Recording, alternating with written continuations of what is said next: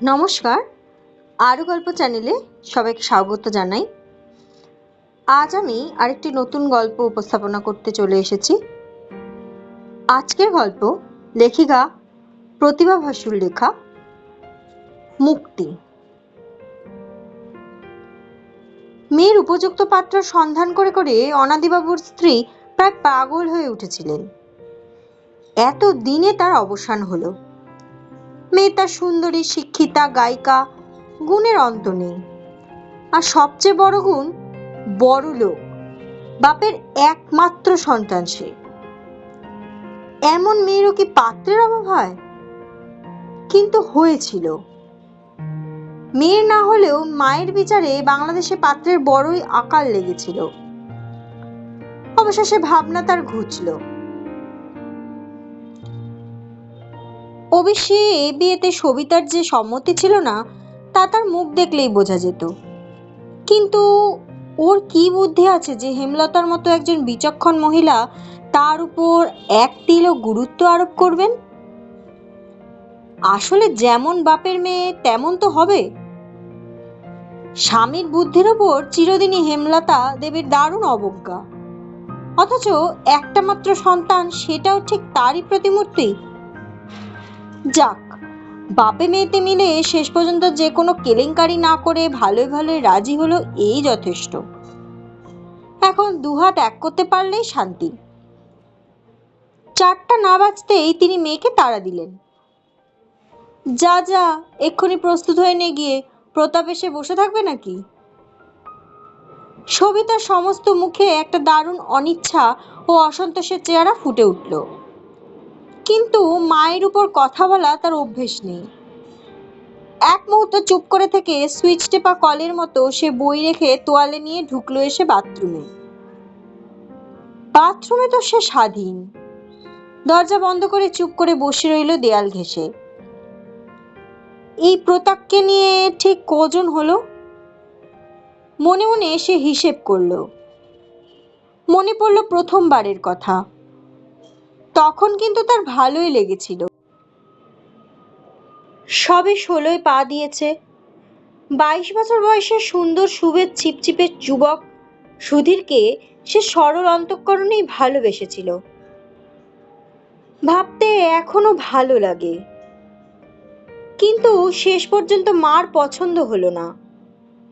স্পষ্ট মনে আছে, মার শিক্ষা মতো প্রত্যাখ্যান করতে গিয়ে তার চোখে জল ভরে গিয়েছিল।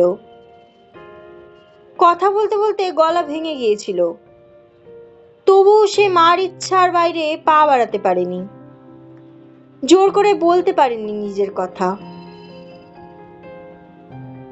আর তার ঠিক 6 মাস পরেই অবনী পালিত আর নলিনাক্ষ রুদ্র একসঙ্গে। দুজনেই মার চোখে সমান প্রতিযোগী। অবনী পালিতের বাপের টাকার খ্যাতি বহুদূর বিস্তৃত, আর নলিনাক্ষ স্বয়ং IAS।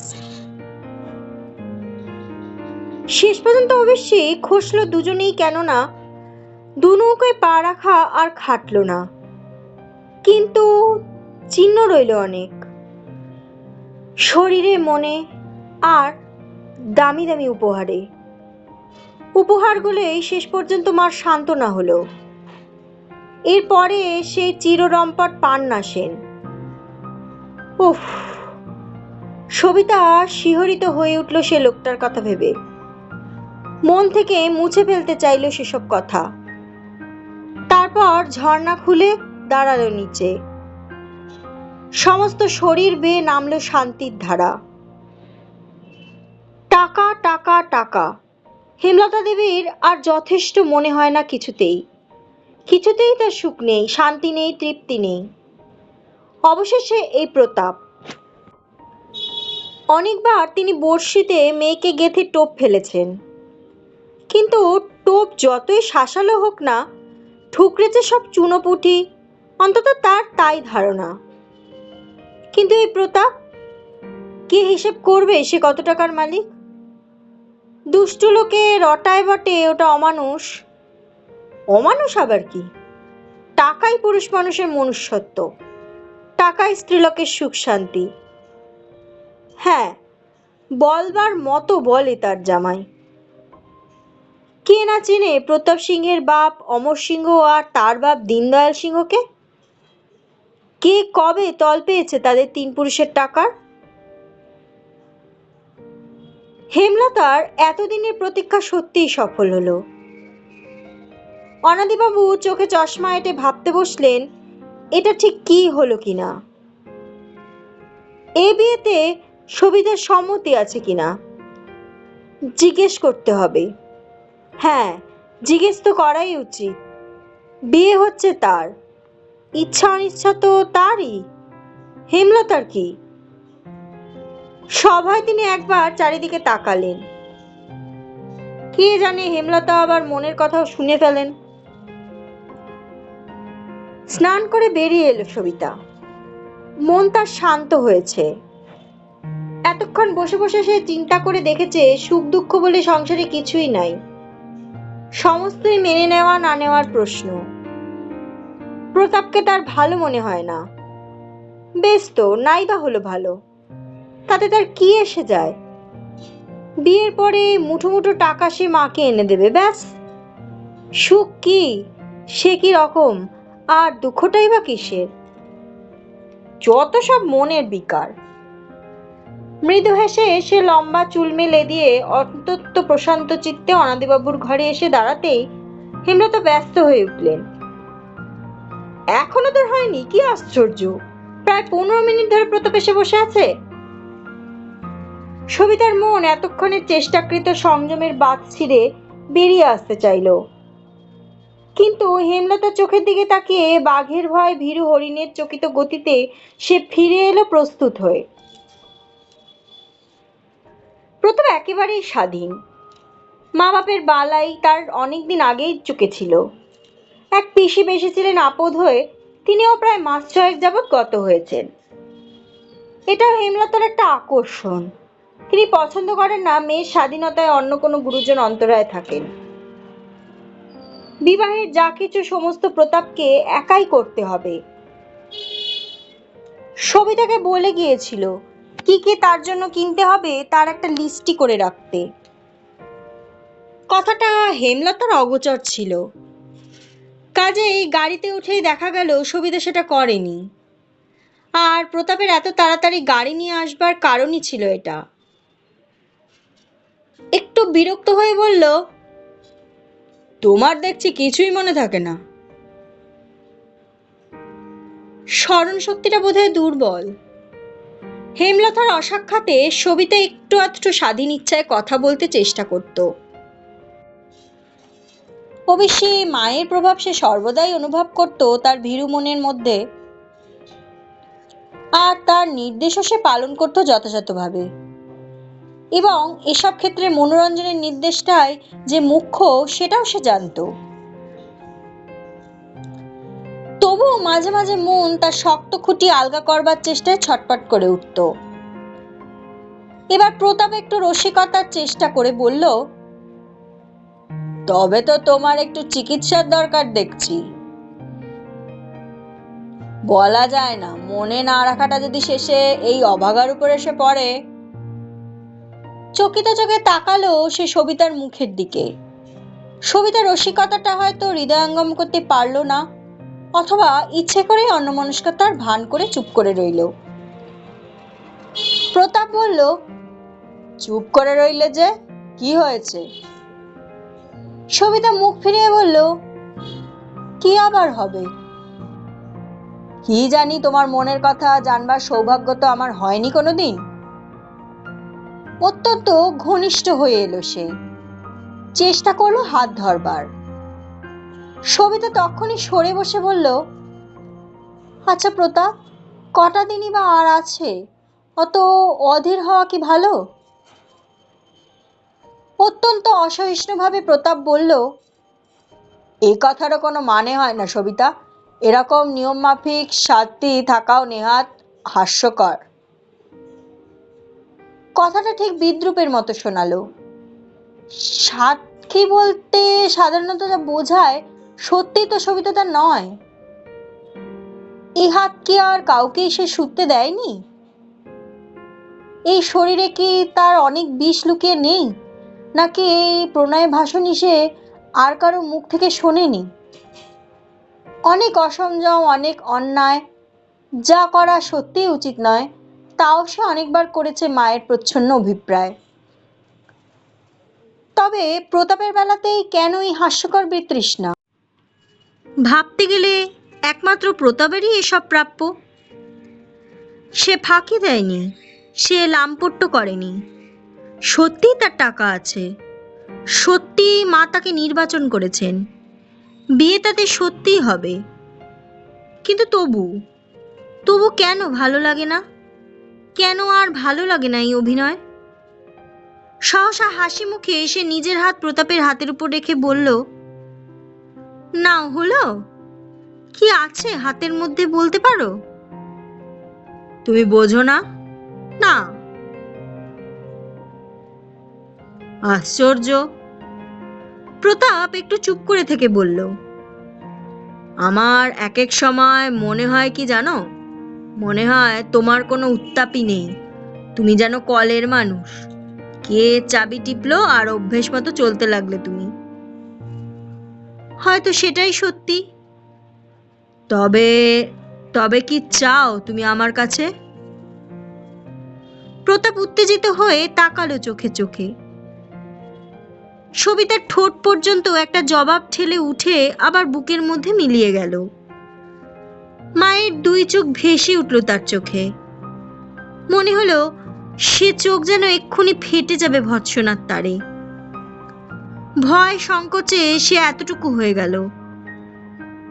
ভেবে পেল না প্রতাপের মন রাখবার জন্য এরপর তার কি করা উচিত। হু হু করে ছুটল গাড়ি। প্রতাপ আর একটি কথাও বলল না। তারপর নির্দিষ্ট জুয়েলারের দোকানে এসে গাড়ি থামতেই সে লাফিয়ে নেমে দুম করে বন্ধ করে দিল দরজাটা। সঙ্গে সঙ্গে সবিতার বুকের মধ্যে ধক করে উঠল। প্রতাপ কি রাগ করল? 16 থেকে 23 বছর বয়স পর্যন্ত কত গেল কত এলো সিনেমার ছায়ার মতো। রিলে গাঁথা সব ছবি মনের মধ্যে তার কিলবিল ফুটে উঠল। এক একটা সম্পর্ক কত কষ্ট করে সে গড়ে তুলেছে, আর কত সাহসের দ্বারা ভেঙেছে।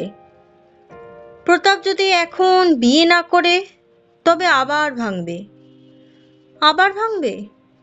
ভাবতেই সবিতার কান্না পেল। না না, সে আর কিছু চায় না, চায় এর থেকে মুক্তি। আর সে মুক্তির দূত একমাত্র প্রতাপিত। প্রতাপিত তাকে বিয়ে করে মুক্তি দেবে। আর একমাত্র প্রতাপেরই এত টাকা আছে যা তার মায়ের আকাঙ্ক্ষাকেও ছাপিয়ে যায়। ছলছল করে উঠল সবিতার চোখ। বাধা দিল না সে। মোটা মোটা ফোঁটায় গড়িয়ে পড়তে লাগলো দুই গাল বেয়ে। হঠাৎ লজ্জিতভাবে চোখে রুমাল ঘষে হাসবার চেষ্টা করে বলল, হয়ে গেল। প্রতাপ কখন এসে নিঃশব্দে দাঁড়িয়ে আছে গাড়ির দরজা ধরে। একটু পরেই একটা লোক প্রকাণ্ড এক মকপলের কেস এনে উঠিয়ে দিল গাড়ির মধ্যে। তারপর মাথা নিচু করে প্রতাপকে সম্মান জানিয়ে দাঁড়িয়ে রইল গাড়ি না ছাড়া পর্যন্ত। গাড়ি ছাড়তে সবিতা বলল, প্রতাপ, আমার যেন কেমন স্বভাব, ঝগড়া না করেই পারি না। তাই বলে কি তুমি আমার উপর রাগ করবে? না, রাগ কিসের?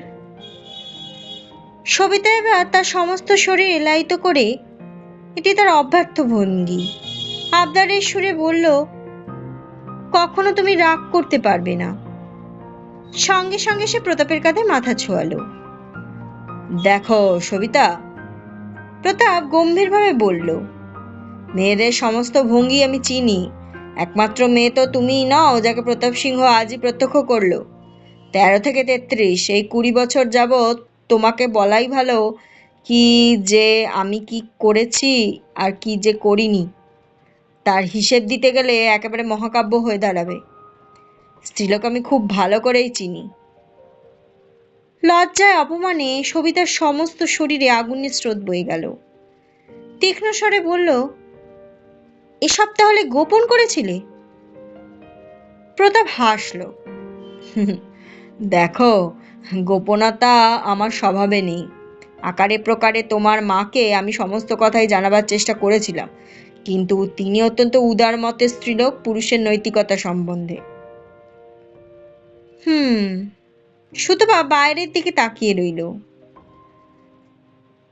তাই বলছি, প্রতাপ আগের কথার জের টেনে বলল, আমার মনে হয় আমার সঙ্গে বিবাহ ব্যাপারে তোমার নিজের ব্যক্তিগত কোনো মতামত তুমি খাটাচ্ছ না। অত্যন্ত শান্তভাবে সবিতা মুখ ফিরিয়ে বলল, এতখানি অগ্রসর হবার আগে এই সুবুদ্ধিটা কাজে লাগালে কি ভালো হতো না? অগ্রসর কি? কোনো অন্যায় ব্যবহার আমি তোমার সঙ্গে আজ পর্যন্ত তো করিনি, তা আমি তোমার সঙ্গে করতে পারি না। একটু থেমে, শোনো সবিতা। বলতে বলতে প্রতাপের গলার স্বর হঠাৎ অদ্ভুত বদলে গেল। আমি এখন শান্তি চাই, আর সে শান্তি আনার তোমার মধ্যে। আমার ভালো নেই, মন্দ নেই, একমাত্র তুমি যদি। গাড়িটা খচ করে থেমে গেল। সঙ্গে সঙ্গে প্রতাপ যেন সম্বিত ফিরে পেল। নিজের দুর্বলতা যে কখন কোন পথে আত্মপ্রকাশ করলো একথা ভেবে তার দস্তুর মতো লজ্জা করতে লাগলো। এতে তার উদ্দেশ্য ছিল না। সিগারেট ধরিয়ে হাসি মুখে বলল, রামো রামো, কি সব বাজে কথায় এতক্ষণ কাটলো। কি নামছ না যে? ও, গয়নার দোকানে নিয়ে যায়নি বলে বুঝি অভিমান হয়েছে? না না, এসো লক্ষ্মীটি, শাড়ি কেনা কি পুরুষের কর্ম? সবিতার ইচ্ছে করলো না বাদানুবাদ করতে। নিঃশব্দে নেমে এলো গাড়ি থেকে।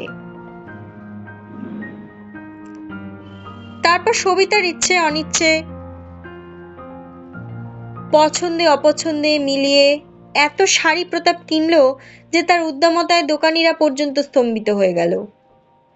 গাড়িতে উঠে প্রতাপ প্রফুল্ল মুখে বলল, তুমি নিশ্চয়ই ভাবলে যে টাকার দম্ভ দেখাচ্ছি, কিন্তু না, সত্যিই তা নয়। এই নিয়ে আরো অনেকবার আমার শাড়ি গয়না কেনবার দরকার হয়েছে, কিন্তু নিজের স্ত্রীর জন্য তো কখনো কিনিনি। এই কেনাতে যে এত আনন্দ লুকিয়েছিল তা কি আমি জানতুম? সবিতা কথা বলল না।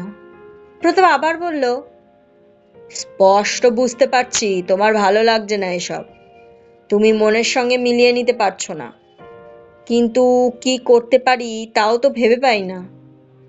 নিজের সুখ যাতে হয় তা আমি এ জীবনে ছাড়িনি। অন্যের সুখ দুঃখ ক্ষয়ক্ষতি কিছুই আমাকে বিচলিত করে না। কি করব বলো, এই আমার স্বভাব। আমি মানুষটাই এমন স্বার্থপর। একটু থেমে, তবে আজকে ঠিক এই মুহূর্তে আমার মনের এমন একটা অবস্থা হয়েছে যাতে মনে হচ্ছে কারো জন্য কিছু করতে পারলে যেন ধন্য হয়ে যায়। যদি তুমি ইচ্ছে করো তাহলে এক্ষুনি এই মুহূর্তে আমি তোমাকে মুক্তি দিতে পারি। আমার মনে হচ্ছে এই বিবাহ একান্তই তোমার মায়ের ইচ্ছায়। প্রতাপ, একটা কথা শোনো। অত্যন্ত শান্ত ভঙ্গিতে মোটরের পিঠে হেলান দিয়ে বসে ততোধিক শান্তভাবে সবিতা বলল, আমাকে তোমার অতীত জীবন শুনিয়ে লাভ আছে? এ কথা আর না তোলাই ভালো। গুনে দেখো, মাত্র আর 4 দিন আছে মাঝখানে। এখন আর কোনো হাঙ্গামা বাঁধিও না। দয়া করে আমাকে স্থান দাও তোমার ঘরে। এর বেশি কোনো আকাঙ্ক্ষা, কোনো ইচ্ছা আর আমার নেই। এর উত্তরে প্রতাপ কিছু বলবার আগেই ড্রাইভার মুখ ফেরালো। সাপ চা পিনে কো জায়গা? যাবে? তোমার ইচ্ছা হলে চলো, সবিতা বলল। থাকবে নেই, তুমি যাও আলিপুর। অনাদিবাবু আলিপুরে থাকেন। হেমলতা দোতলার বারান্দায় দাঁড়িয়ে অপেক্ষা করছিলেন। তাদের আসতে থেকে ঝুঁকে বললেন, তোমরা এরই মধ্যে চলে এলে? প্রতাপ নেমে হাত ধরে নামালো সবিতাকে। তারপর হাসি মুখে ওপরের দিকে তাকিয়ে বলল, হ্যাঁ, শিগগিরই হয়ে গেল। বলতে বলতে সে আবার উঠে বসলো গাড়িতে। এ কি, তুমি নামবে না? সবিতা আশ্চর্য হয়ে জিজ্ঞেস করলো। না, ভালো লাগছে না। সে কি কথা? সবিতার মুখে উদ্বেগের ছায়া পড়ল। হেমলতা দেবী উপর থেকে ওদের কথা শুনতে পাচ্ছিলেন না, কিন্তু বুঝলেন প্রতাপ চলে যেতে চাইছে। ডাকলেন, সবি। উপরের দিকে চোখ তুলতেই তিনি প্রতাপকে ধরে রাখার ইঙ্গিত জানালেন। তৎক্ষণাৎ কলের মতো সবিতা বলতে লাগলো, না না, সে হয় না, তোমাকে নামতেই হবে, চা খাবে না? প্রতাপ হাসল। দুই চোখে অদ্ভুত এক তিরস্কার বিচ্ছুরিত হলো তার। তারপর কিছু না বলেই মুখ ফিরিয়ে নিল ওই জানলায়। ড্রাইভার গাড়িতে স্টার্ট দিল। মুহূর্তে গাড়ি অদৃশ্য হয়ে গেল সবিতার চোখের উপর। এবার নেমে এলেন হেমলতা দেবী। অত্যন্ত ব্যস্তভাবে বললেন, সে কি রে, প্রতাপ চলে গেল কেন? কিছু বলিসনি তো? চারদিক তাকিয়ে, কই কিছু যে দেখছি না। কেনাকাটা হয়নি? হয়েছে। কোথায় সেসব? একটু উদ্ধত ভাবে সবিতা বলে উঠল, কি জানি, আমি জানি নে, বলে থতমত খেয়ে গেল। মায়ের সঙ্গে ওভাবে কথা বলা তার অভ্যেস নয়। ভয়ে চুপ করে গেল। জানি নে মানে? হেমলতা ভ্রুকুটি করলেন। সবিতা ঢোক গিলল।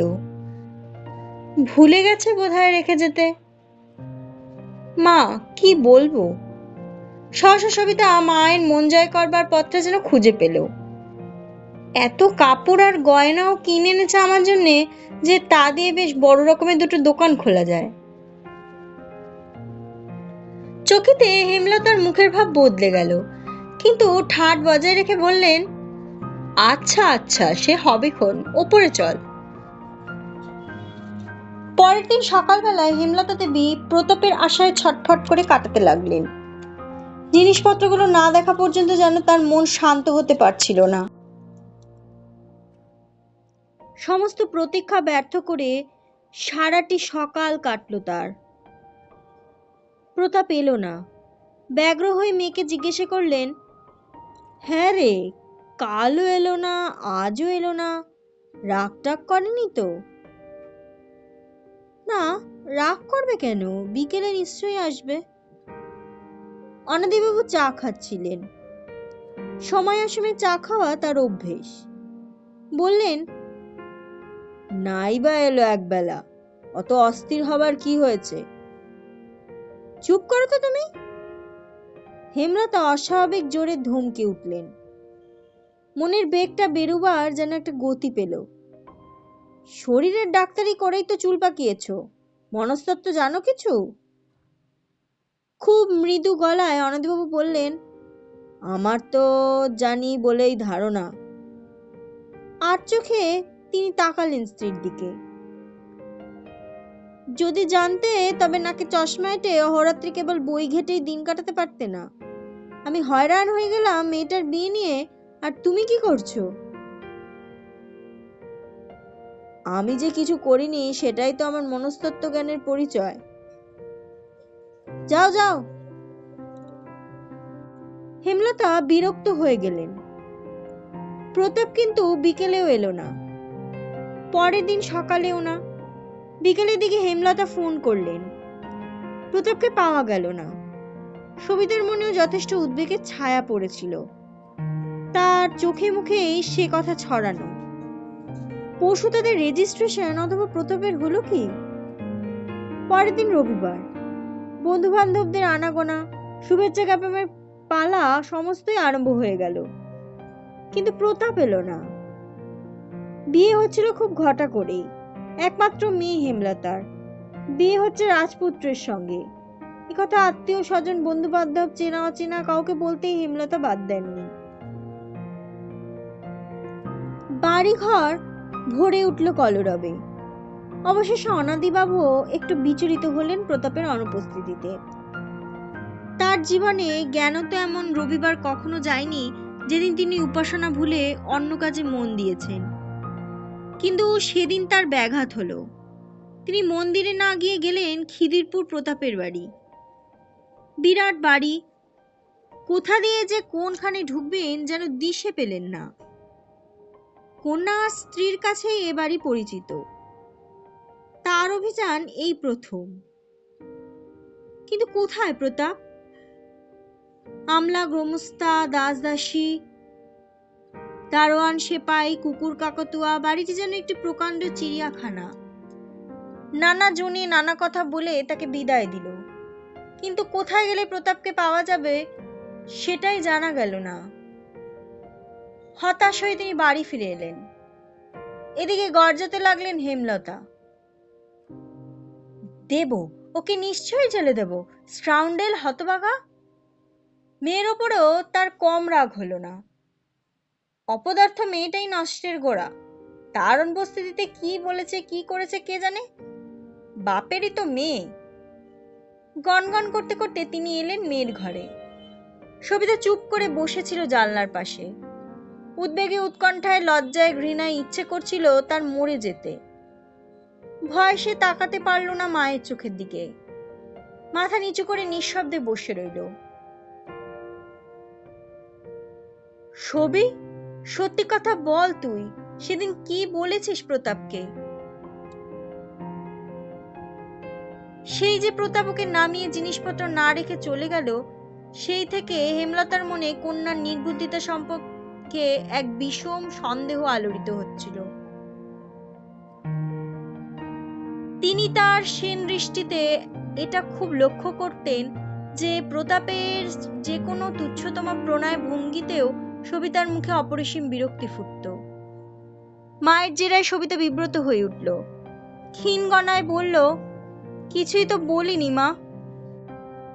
নিশ্চয়ই বলেছ। মার স্বর চড়িয়ে উঠল। তোমাকে আমি চিনি না? সবটাতে তোমার মান যায়, সব জায়গায় তোমার সুনীতি। পুরুষ মানুষকে বিয়ে করতে হলে একটু প্রশ্রয় দিতেই হয়। সবিতার কান পুড়ে গেল। মা আর কি বলবেন এরপর? মা চুপ করো, চুপ করো। সবিতা দুই হাতে মুখ ঢেকে ফেলল। রাত্রিতে অনাদিবাবু চিন্তিত মুখে পায়চারি করছিলেন আর ভাবছিলেন কি করা উচিত। কিমোনো গায়ে জড়িয়ে সবিতা ঘরে এলো। অনেকক্ষণ আগেই ও শুতে গিয়েছিল। ওকে দেখে অনাদিবাবু পায়চারি থামিয়ে বললেন, তুই ঘুমোসনি মা? না বাবা। যা যা, রাত করিসনি। অনাদিবাবু আবার হাঁটতে লাগলেন। সবিতা মায়ের দিকে তাকালো, বলল, মা, আমার জন্যই তোমাদের যত কষ্ট। হেমলতা জবাব দিলেন না। অনাদিবাবু আবার বললেন, যা মা, রাত করিস নে, আমি এক্ষুনি আলু নিবিয়ে শুয়ে পড়ব। তিনি টেবিলের ধারে এগিয়ে এলেন। খুঁজতে লাগলেন চশমার খাপটা। কাগজপত্রে স্তূপ করা টেবিল। নিজের অগোছালো স্বভাবের জন্য বিরক্ত হলেন। দুই হাতে আবোল তাবোল কাগজ সরাতে সরাতে হঠাৎ একখানা খামে ভরা চিঠির উপর হাতের লেখা দেখে তার চোখ নিবন্ধ হলো। চিঠিখানা বিকেলের ডাকে এসেছে। চাকররা রেখে গিয়েছিল অভ্যেস মতো চাপা দিয়ে, কিন্তু চোখে পড়েনি অনাদিবাবুর। কিংবা কোনো কাগজ খুঁজতে গিয়ে কাঠতলায় এটাকে তিনি ফেলেছিলেন তার ঠিক নেই। ফস করে খুলে ফেললেন চিঠির মুখ। শ্রীচরণেষু, বিশেষ কোনো কারণে আমি এ দুদিন কলকাতার বাইরে যেতে বাধ্য হয়েছিলাম। আজ এই মাত্র এলাম। এ দুদিন নাওয়া খাওয়ার সময়ও আমার ছিল না, তাই খবর দিতে পারিনি। আসবার আগে আমি ড্রাইভারকে বলে এসেছিলাম আপনার কন্যার জন্য যেসব সামান্য জিনিসপত্র কিনবার সৌভাগ্য আমার হয়েছিল তা পৌঁছে দিতে। ড্রাইভার আমার 5 বছরের বিশ্বস্ত লোক, কিন্তু এসে জানলাম জিনিসপত্র নিয়ে সে ফেরার হয়েছে। 1000-5 টাকার গয়না আর 100-5 টাকার শাড়ি সেখানে ছিল। যাই হোক, যা গেছে তা গেছেই। ভবিষ্যতে আপনাদের দয়ায় যে মূল্য আমি পাবো বলে আশা করছি, তা আনন্দের কাছে এ জিনিস কেন আমার সমস্ত জীবনও অতি তুচ্ছ। তবে আমার মতো দুর্ভাগার অদৃষ্টে বিধাতার এত আশীর্বাদ হয়তো নেই। আজকে আমি যে সত্যের মুখোমুখি এসে দাঁড়িয়েছি, তার মধ্যে কোনো ছলনা, কোনো আড়াল রেখে আমি আর শাস্তি পাচ্ছি না। পাপ পুণ্য জানি নে, তবে আজ মনে হচ্ছে এই কথা স্বীকার না করলে অন্যায় হবে যে আপনারা আমাকে যা ভেবে কন্যার যোগ্য বিবেচনা করেছেন আমি তা নই। এমনকি আমার বাড়িটি পর্যন্ত এখন দেনার দায়ে বাঁধা। মায়ের অজস্র গহনা বিক্রি করে করে এতদিন তবু চলছিল, কিন্তু তার শেষ গহনাটির বিনিময়েই সেদিন আমি সবিতার জন্য কিছু কিনেছিলাম।